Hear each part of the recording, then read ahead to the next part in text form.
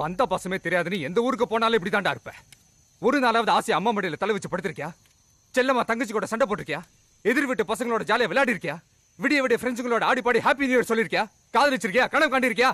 அதிகாலையில் பீச்சுக்கு போய் தியானம் பண்ணிருக்கியா? நல்ல புக்ஸ் படிச்சிருக்கியா? நல்ல மியூசிக் கேட்டிருக்கியா? இல்ல நல்ல வேலையில சம்பாரிச்சு 4 பேருக்கு தான் ஹெல்ப் பண்ணிருக்கியா?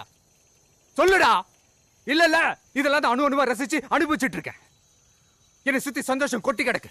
எனக்கு இந்த உலகத்தை அவ்வளவு பிடிக்கும். என்னை பொறுத்த வரைக்கும் சொர்க்கம்ன்றது நான் வாழ்ற அந்த வாழ்க்கை தான். எனக்கு ஆசைடா, எனக்கு ஆசை. 100 வயசுக்கு மேல இப்படியே நல்லா வாழணும்னு எனக்கு ஆசை. நான் வாழ்வேன். கேவலம் ஒண்ணு மாதிரி ஒரு முட்டாளை கொண்டுட்டு நான் என்ன ஜெயிலுக்கு போய் லைஃபை ஸ்பாயில் பண்ணிக்கணும். கடவுள் நம்மள எதுக்குடா படைச்சா? நீ என்ன கொல்றதுக்கு நான் உன்னை கொல்றதுக்குமா படைச்சா? அப்புறம் எதுக்கு அப்படி அடிச்சுக்கிட்டு சாகணும்? மனுஷனா பிறந்தா எங்கேயோ எப்போ சாக தாண்டா போறோம். அது தானே நடக்கட்டுமே. நமக்குலாம் இன்னொரு ஜென்மம் இருக்குன்னு எவனா எழுதி கொடுத்துருக்கானா? இல்ல இல்ல கிடைச்சிருக்கிற இந்த லைஃப்ல அன்பா சந்தோஷமா வாழ்ந்துட்டு போவோம்டா. என்னதான் ஆகும்னு அழிஞ்சு தெரிஞ்சாலும் இதுல தான் முடியும். விட்டு கொடுக்கறவன் கெட்டு போறது இல்ல, கெட்டு போறவன் விட்டு கொடுக்கறது இல்ல. வாழ்க்கையில 2 தாயா, நல்லது கெட்டது. நான் நல்லது நினைச்சா நல்லா இருக்கேன், நீ கெட்டது நினைச்சா கெட்டு போயிருக்கேன். விதைக்கிறதா முளைக்கும், நம்ம நினைக்கிறதா நடக்கும்.